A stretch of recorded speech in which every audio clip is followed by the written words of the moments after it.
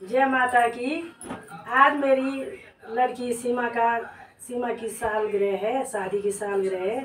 माता रानी कात्यायनी उसकी कृपा, अपनी कृपा बनाए रखे, उसका कष्ट सारा दूर करे।